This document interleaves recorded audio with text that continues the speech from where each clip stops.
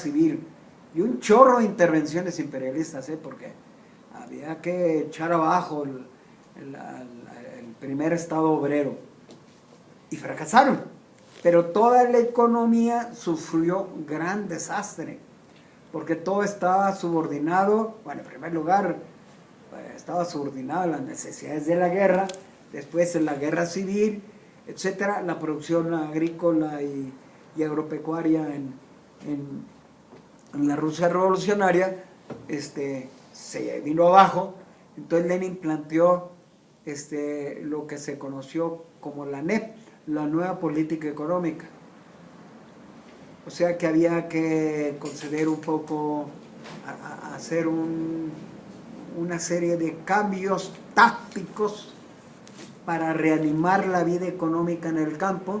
Entonces se desnacionalizó la tierra, se concedió la tierra a título de propiedad privada, se legalizó la explotación del trabajo asalariado en el campo, pero el problema es de que esto fue una medida transitoria para reanimar la economía e impedir que se rompiera la alianza obrero-campesina, que era la base sobre la que descansaba el poder soviético. Pero esa medida transitoria se proyectó como una perspectiva hacia el infinitum, ¿no? Y se empezó a hablar de que había que construir socialismo a paso de tortuga, que había que incorporar poco a poco a los campesinos ricos al socialismo, etc. Y el resultado fue que los kulaks, o sea, la clase de los capitalistas en el campo, se desarrolló políticamente, económicamente, y llegó a tener inclusive control de regiones enteras, económica y política. Inclusive controlaba los comités regionales del Partido Comunista de la Unión Soviética. Y entonces se dio un giro. O sea, ¿por qué pongo este ejemplo? Si tú comparas con eso, esto es una experiencia histórica. Y los volúmenes, no había inversión extranjera, era capital ruso para reanimar la economía rusa. En China son miles y miles de millones de dólares que se han invertido, no en cuestiones especulativas, en maquinaria, en edificios, en medios de producción, etcétera. Todo eso, o sea, ha sido inversión productiva, inversión de activos fijos. Entonces, tienen no solamente la importancia económica, sino tiene consecuencias políticas. Pensamos que el Partido Comunista el Partido Comunista Chino sigue siendo el mismo que antes de todos esos volúmenes inmensos de inversiones de capital, y evidentemente que no. Bueno, pero ya nos desviamos un poco.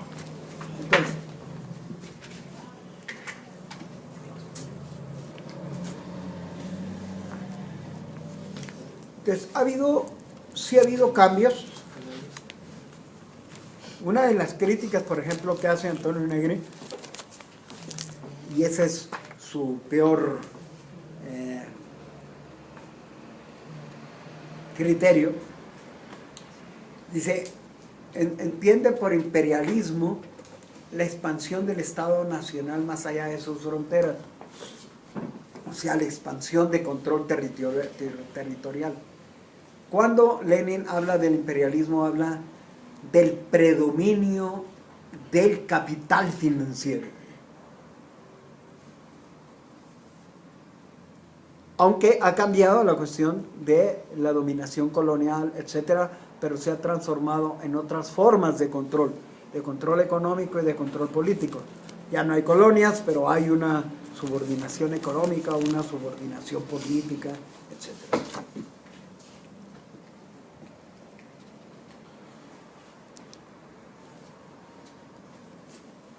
Aquí tengo los...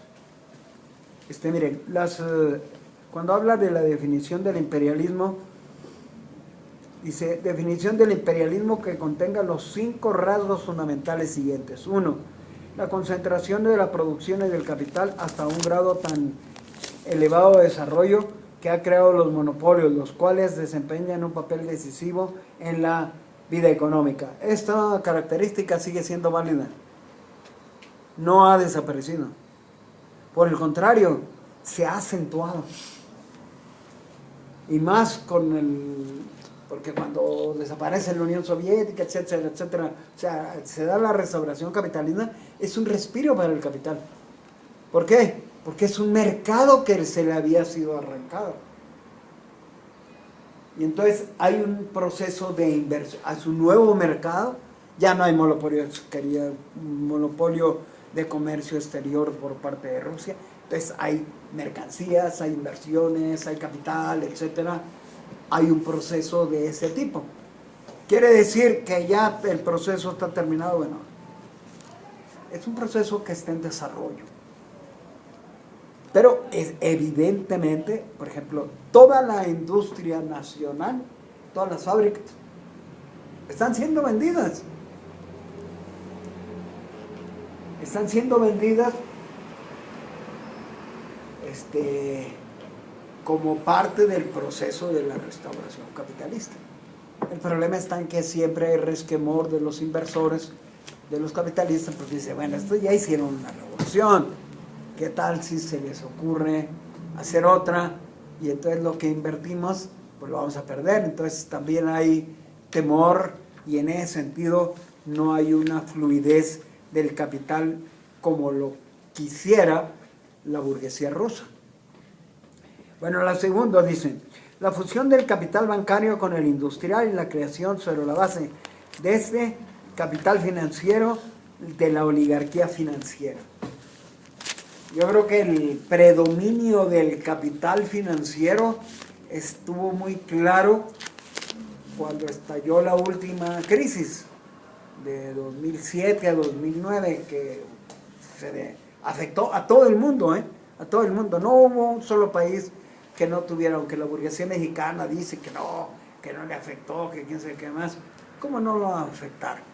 Bajar el Producto Interno Bruto bajó 7% la producción nacional. Claro que le afectó. Todavía en la actualidad apenas se está llegando a los niveles que se tenía en 2008. Y estamos a 2013. Entonces, es la crisis. ¿Y cuál fue la razón de la crisis? El problema de la especulación del capital financiero. La crisis estalló. ¿En dónde estalló? En los bancos, por el control que tienen de la economía, etcétera, etcétera. El predominio del capital financiero sobre la economía mundial es muy grande. Les podría dar un dato.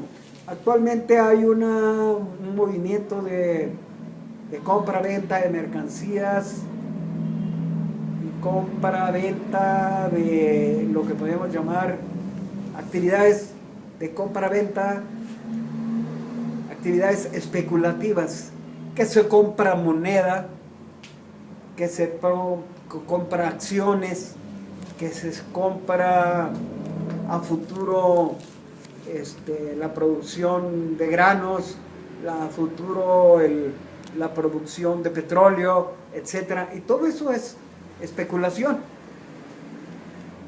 porque quien compra a futuro, pues trata de hacer todo lo posible para que eso que compró para el futuro, pues esté en un precio más bajo.